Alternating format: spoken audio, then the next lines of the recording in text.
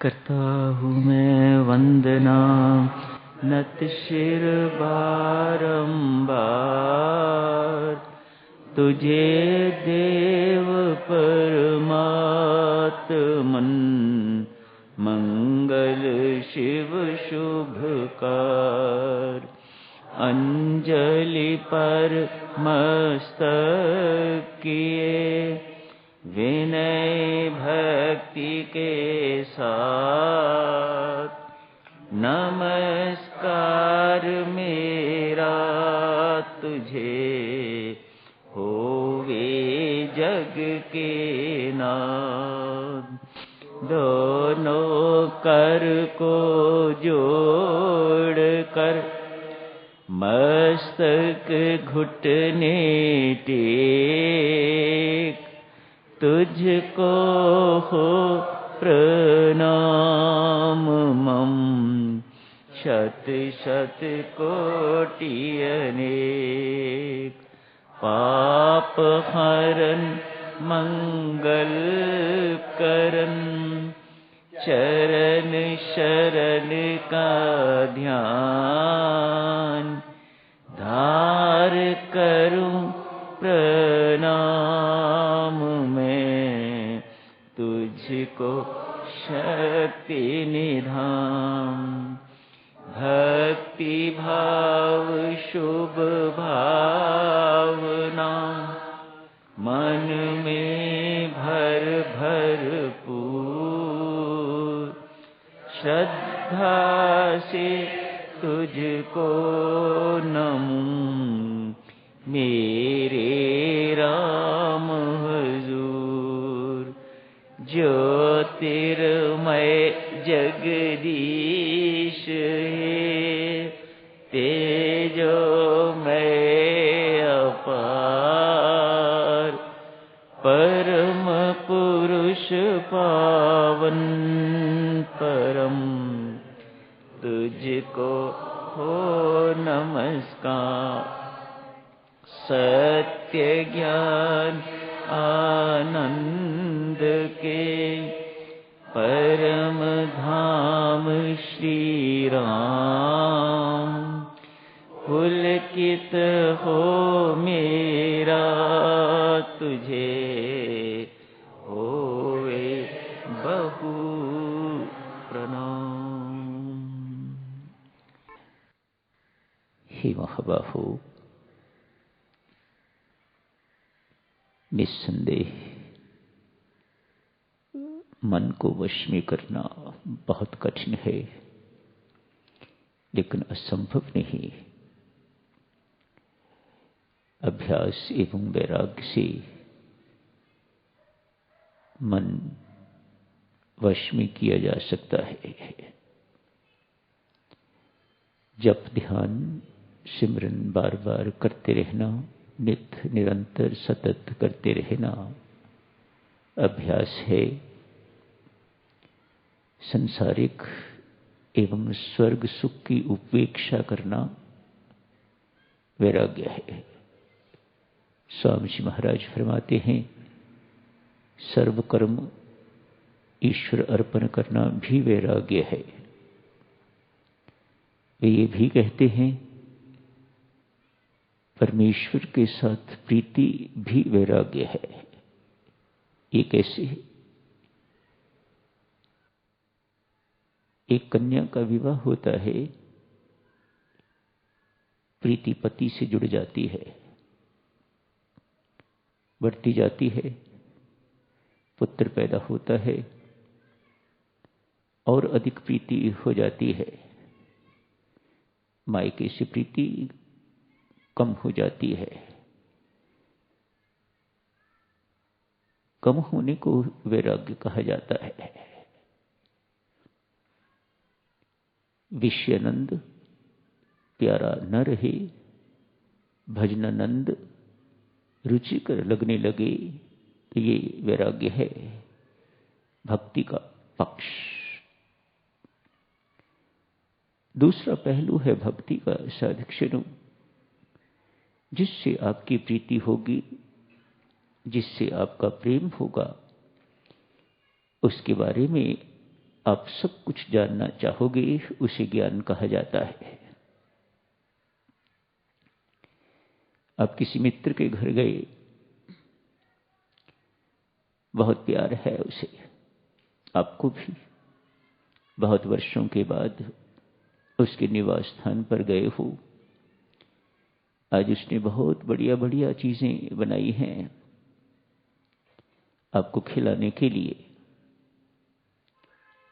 बहुत सी तली हुई चीजें, मीठी चीजें इत्यादि इत्यादि सब कुछ आगे रखा है। आप हाथ जोड़ के कहते हो, मित्र आपकी प्रीति का हृदय से धन्यवाद करता हूं, पर मैं क्या करूं? डॉक्टरों ने मुझे तला हुआ खाने से मना किया है। अधिक मीठा मैं नहीं खा सकता। ऐसा क्यों हुआ? प्रीति का दूसरा पक्ष उसे विदित नहीं है। जो ज्ञान होना चाहिए था उस व्यक्ति के बारे में जिससे प्रेम है, वह ज्ञान अधूरा है ही नहीं। प्रीति का, भक्ति का दूसरा पक्ष है ज्ञान। भक्ति होती है तो ज्ञान एवं वैराग्य अपने आप ही आ जाते हैं।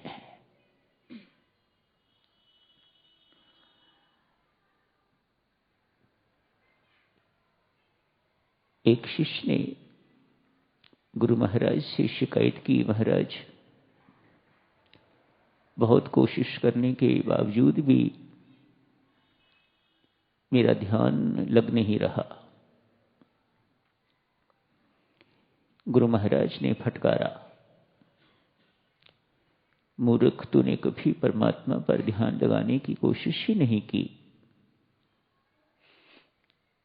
कभी हो ही नहीं सकता कि परमात्मा पर कोई व्यक्ति, कोई साधक, कोई विद्यार्थी ध्यान लगाना चाहे और उसका ध्यान न लगे।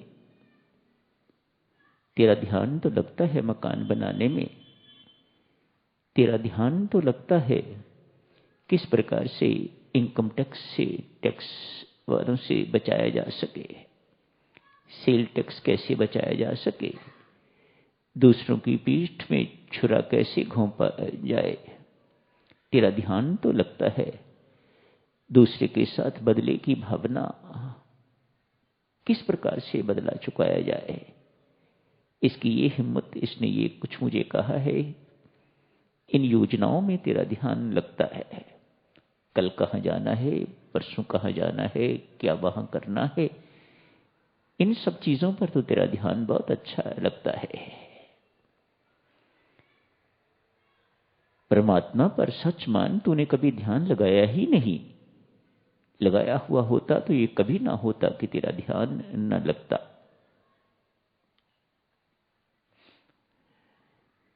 एक जनवरी को साधक जनों आप जी की सेवा में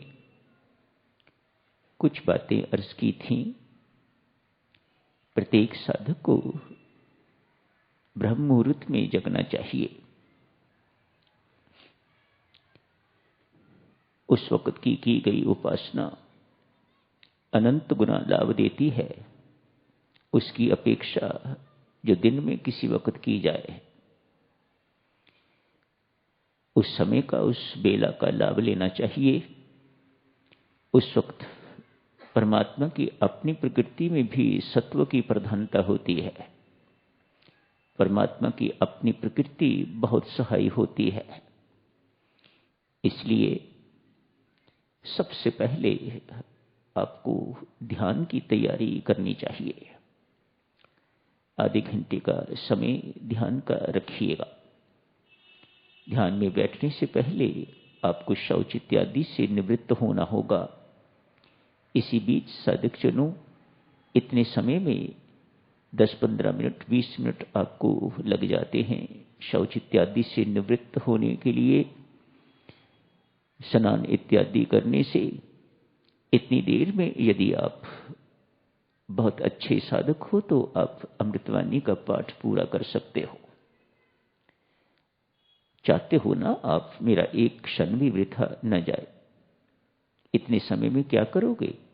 नहाते धोते आदमी क्या करता है, शौच इत्यादि गए हुआ व्यक्ति क्या करता है, उतनी देर में अमृतवाणी का पाठ आप कर सकते हो। फिर स्वामी जी महाराज ने ऐसी कोई मनाही भी तो नहीं की ना कि आप ऐसी गंदी जगह पर अमृतवाणी का पाठ नहीं कर सकते, ऐसा काम करते हुए अमृतवाणी का पाठ नहीं कर सकते। यदि मेरे गुरुजनों की तरफ से छूट है तो आपको इस छूट का पूर्ण लाभ लेना चाहिए। स्नान इत्यादि करके आप ध्यान के लिए बैठ गए हैं। याद रखना देवियों सज्जनों, स्वामी जी महाराज का सिस्टम शोर मचाने वाला सिस्टम नहीं है, शोर बंद करने वाला सिस्टम है, शोर कम करने वाला सिस्टम है। जहां तक मुझे उनकी शैली से पता लगता है, उनका मन बिल्कुल नहीं कि श्री राम शरणम में जो साउंड सिस्टम है वह बाहर तक आवाज दे, दूसरों को डिस्टर्ब करे। स्वामी जी महाराज ऐसा कुछ भी करना नहीं चाहते जिससे हमारे कारण किसी को दुख हो, कष्ट हो। जैसी और मंदिरों की आवाजें, गुरुद्वारा की आवाजें, मस्जिदों की आवाजें, स्वामी जी महाराज का सिस्टम ऐसा लगता है कि ऐसा बिल्कुल नहीं है। ये तो घर है, जिस किसी को आनंद लेना है वह यहां पहुंचे। आनंद पुचाने का सिस्टम किसी को पहुंचता है कि नहीं परमात्मा जाने। कोई बच्चा उस वक्त पढ़ रहा है, कोई व्यक्ति, कोई साधक उस वक्त अपनी पद्धति के अनुसार ध्यान में बैठा है, वह आपकी अमृतवाणी सुनेगा या ध्यान में बैठेगा, उसके लिए तो ये बहुत कष्ट का समय होगा।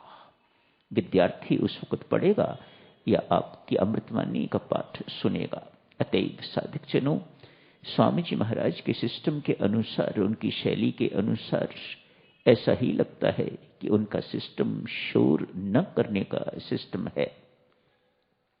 अतएव आपसे अर्ज की गई थी, आप स्नान इत्यादि करके तो ध्यान के लिए बैठते हैं।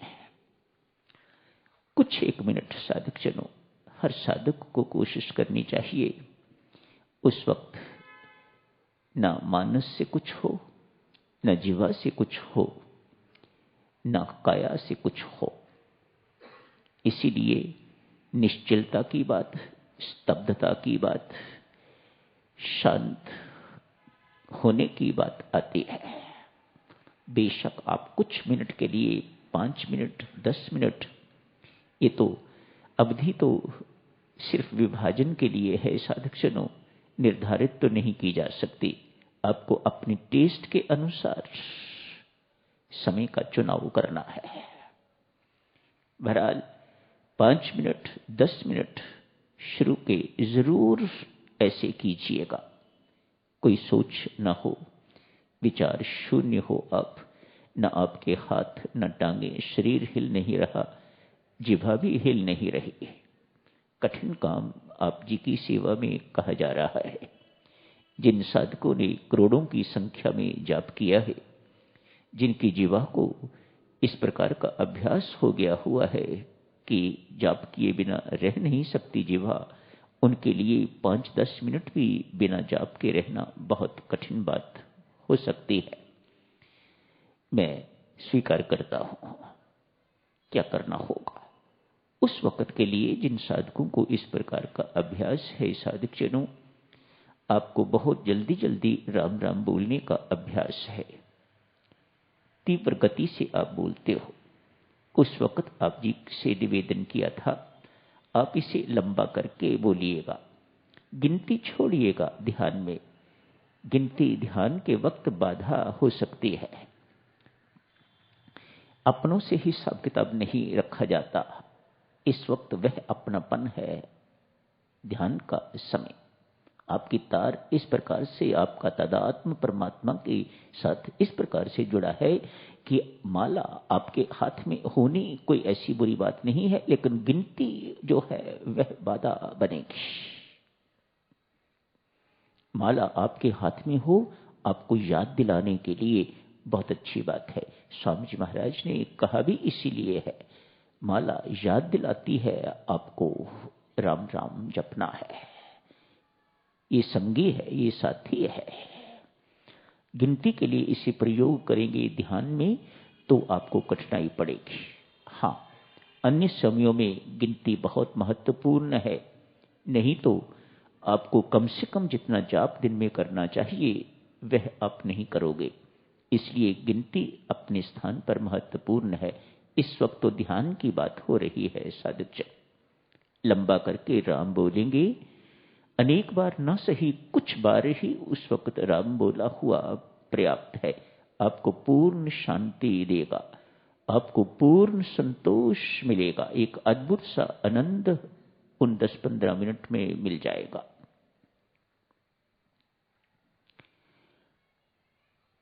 आगे का समय आप प्रार्थना के लिए इस्तेमाल कर सकते हैं, कल कर लेंगे इसकी चर्चा। आज इतना ही कीजिएगा इस वक्त।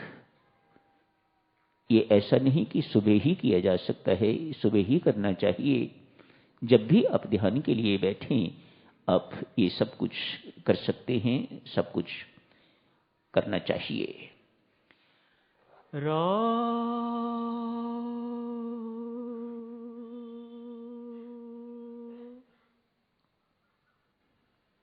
काश मेरे पास कोई ऐसा ढंग होता कि ये आवाज न निकाली जा सकती तो मैं कभी ना निकालता। ऐसी ही आवाज आपको भीतर निकालनी है, आपको ऐसे ऊंचे नहीं बोलना। शायद कुछ साधकों को ऐसा भ्रम था, परमेश्वर कृपा करें उनका भ्रम, उनकी भ्रांति दूर हो। हमारा सिस्टम, फिर कहूंगा, शोर मचाने वाला सिस्टम नहीं है, शोर समाप्त करने वाला सिस्टम है।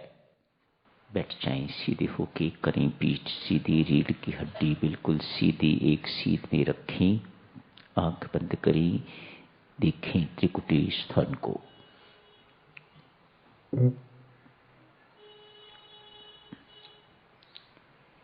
देखते रहें।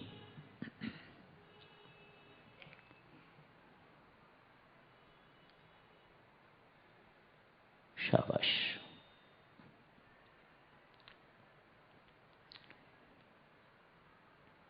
कुछ समय के लिए साधक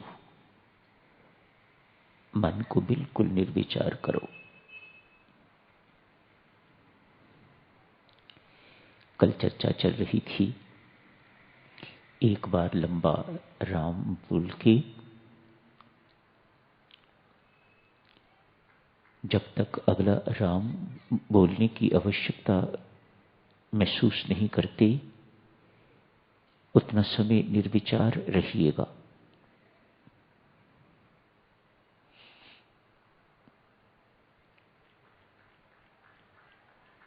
ये अनावश्यक उधेड़ बुन इन्हीं साधनों से मिटेगी। यही हमारी परेशानी का कारण, अनावश्यक उधेड़ बुन विचारों की।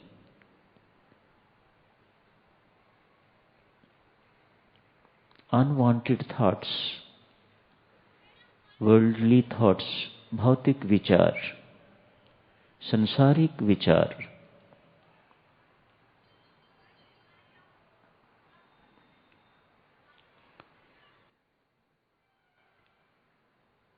काम बनता दिखाई देता है तो बहुत अच्छी बात है। यदि बाधाएं आती हैं, आएंगी ही, कोई परवाह नहीं करनी, कोई चिंता नहीं करनी। बंद कमरा पड़ा हुआ है, उसमें झाड़ू लगाया जाए तो बहुत धूल उड़ती है। जैसे जैसे आप ध्यान में बैठेंगे विचार कम होने की बजाय अधिक होंगे। कोई परवाह नहीं करनी, पुरानी पड़ी हुई धूल उड़ रही है। जैसे जैसे सफाई होगी धूल अपने आप कम होती जाएगी।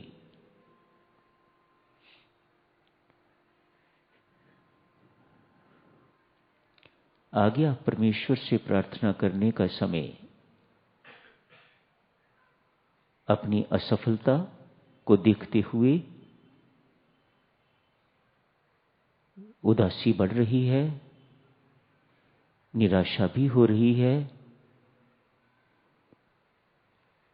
इतने वर्ष हो गए हैं, इतने महीने हो गए हैं, अभी तक वह एकाग्रता लाभ नहीं हुई, अभी तक मन निर्विचार नहीं हुआ।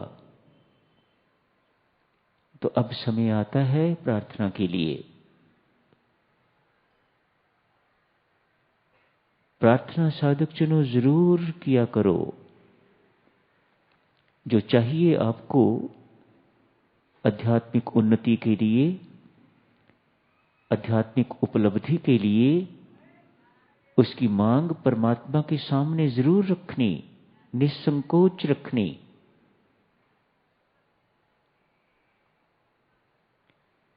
परमात्मा, मेरा मन एकाग्र नहीं हो रहा, मेरे चित्त की शुद्धि नहीं हो रही, ये बुरे विचार, गंदे विचार, मन को रोगी करने वाले विचार कम नहीं हो रहे। परमात्मा, मेरे भरसक प्रयत्न के बावजूद भी ये बने हुए हैं। मैं थक गया हूं परमात्मा, मैं हार गया हूं, मेरी सहायता करो। तू कहता है कि ये मुझे ही करना है, मैं तैयार हूं परमात्मा, पर तू करवा, तू करवाने वाला बन। सच मान परमेश्वर, मैं इसका कोई श्रेय नहीं लेना चाहता।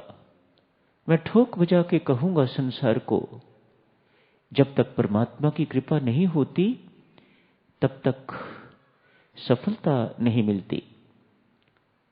शास्त्र भी तो कहता है परमात्मा, पुरुषार्थ तो है व्यक्ति के अधीन, साधक के अधीन, सफलता तो तेरे ही पास है। मेरे ऊपर मेहर कर। ये प्रार्थना किस लिए कर रहे हो? इसलिए प्रार्थना से कुछ प्राप्त करना चाहते हो अपने लिए, और फिर औरों के लिए प्रार्थना करने की योग्यता प्राप्त करना चाहते हो आप। ये इतनी आसानी से मिलती नहीं है, बहुत मेहनत करने की आवश्यकता है। पहले अपने आप को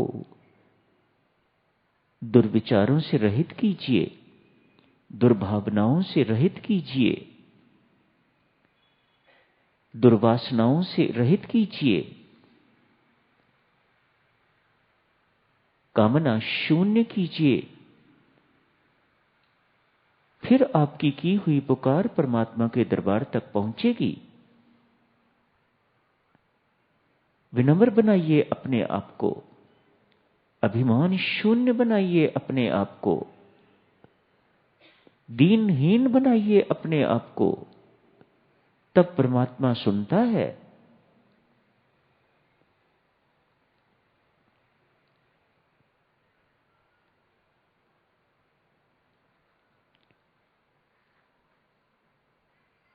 आज ही से शुरू करना। पहले अपनी पवित्रता के लिए, पवित्रता ही योग्य बनाएगी आपको, पात्र बनाएगी दूसरों के लिए प्रार्थना करने के लिए।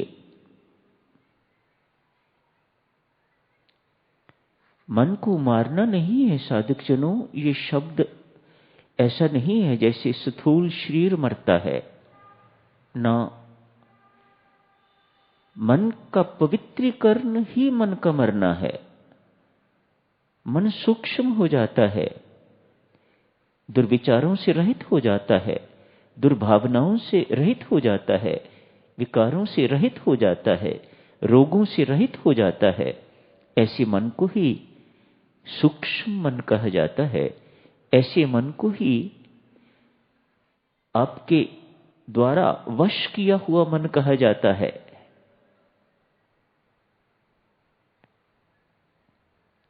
पार्थ, मन का वशीकरण कठिन जरूर है, असंभव नहीं है। आशीर्वाद का बहुत कम स्थान है साधक जनों। अभ्यास एवं वैराग्य आशीर्वाद का स्थान होता तो भगवान कह देते, अरे पार्थ क्यों चिंता करता है, मैं बैठा हूं ना, मैं तेरे सिर पर हाथ रख देता हूं, बस ध्यान लग जाएगा, मन वशीकरण हो जाएगा मन का। ऐसा नहीं कहा। अभ्यास और वैराग्य,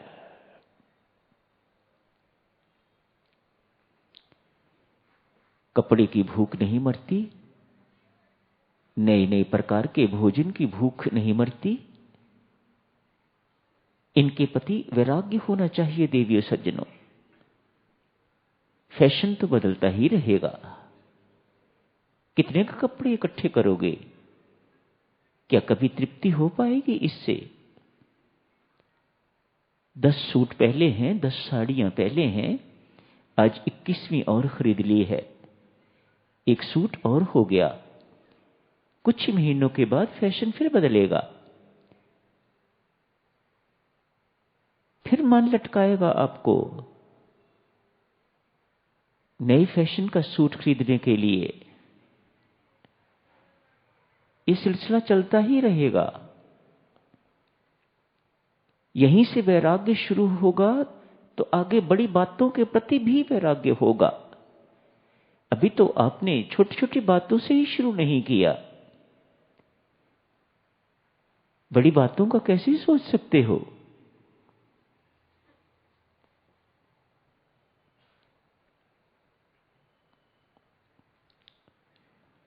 पहले अपने लिए प्रार्थना, अपने सुधार के लिए, अपने पवित्रीकरण के लिए, चित्त की शुद्धि के लिए, फिर दूसरों के लिए प्रार्थना करनी शुरू कीजिएगा।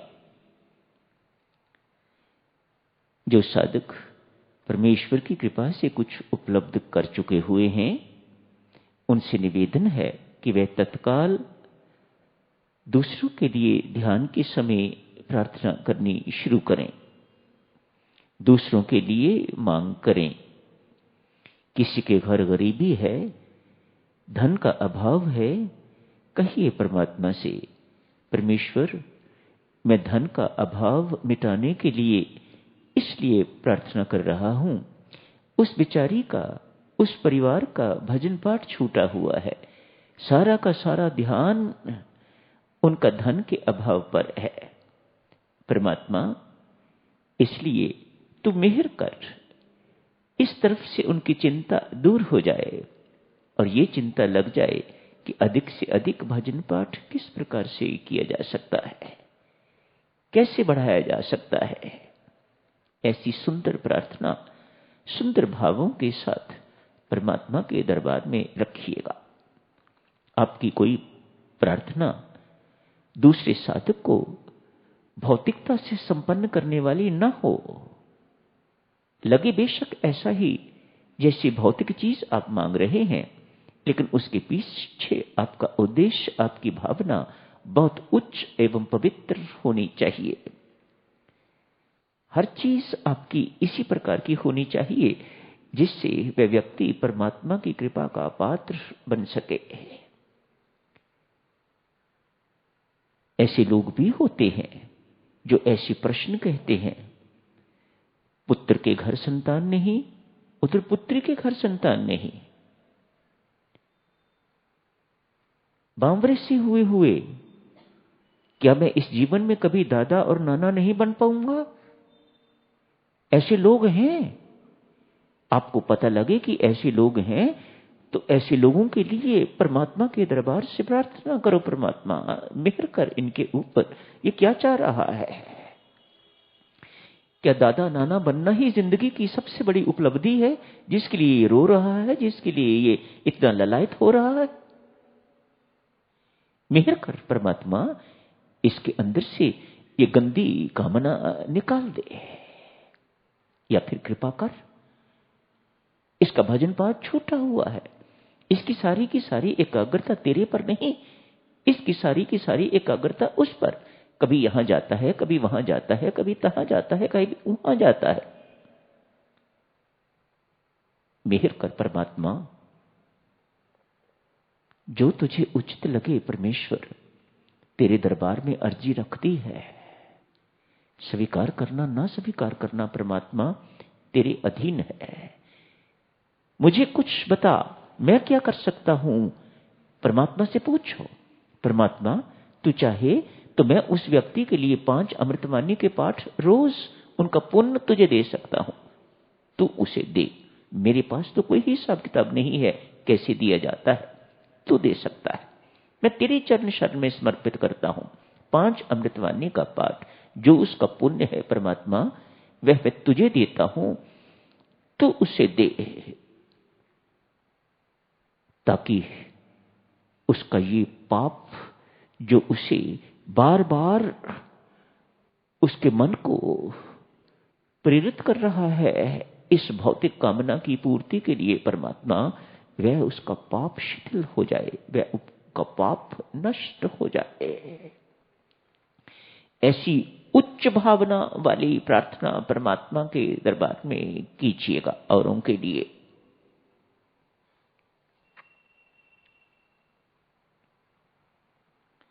बच्चियां पत्र लिखती हैं, मेरे कारण मेरे मां बाप को बहुत चिंता है।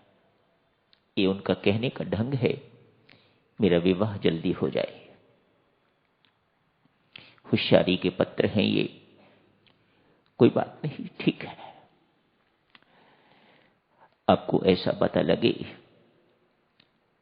हाँ परमात्मा हर चीज की आयु होती है, इस ढंग से परमात्मा को कहिएगा, परमात्मा देव मैं समझा नहीं रही आपको, मैं मात्र याद दिला रही हूं। देवादिदेव आप ही कहते हो हर चीज की आयु होती है।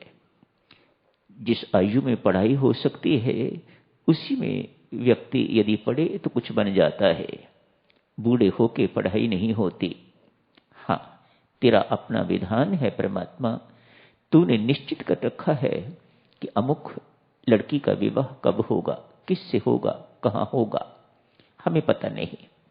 क्योंकि पता नहीं इसीलिए बेचारे वे बहुत परेशान हैं, बहुत हाथ पांव मार रहे हैं। परमात्मा उनकी निराशा दूर कर। हे परमेश्वर वे तो तेरा भजन पाठ सब छोड़ के बैठे हुए हैं, कभी जिंदगी में कुछ मांगा नहीं। कहते हैं कभी जिंदगी में कभी परमात्मा से मांगा नहीं। इतने वर्ष हो गए हैं श्री राम शरणम जाते हुए, आज इतनी सी मांग रखी है। हमारी पुत्री का विवाह रुका हुआ है, सारे काम रुके हुए हैं। परमात्मा ये नाम की बदनामी मुझे अच्छी नहीं लगती मेरे राम, तेरा नाम बदनाम हो एक छोटी सी बात के कारण, ये मुझे अच्छा नहीं लगता, मुझे बहुत दुख होता है।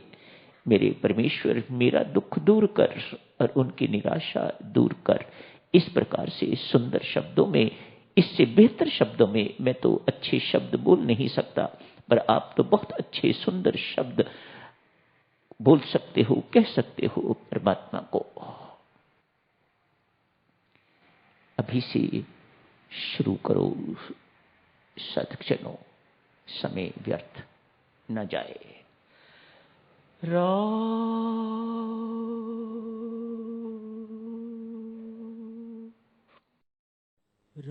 राम जप कट जाएगी 84, राम राम जप, राम राम जप कट जाएगी 84, राम राम, राम राम जप कट जाएगी 84, राम राम, कटेगी 84 कट जाएगी 84, कटेगी 84, कटेगी 84 कट जाएगी 84,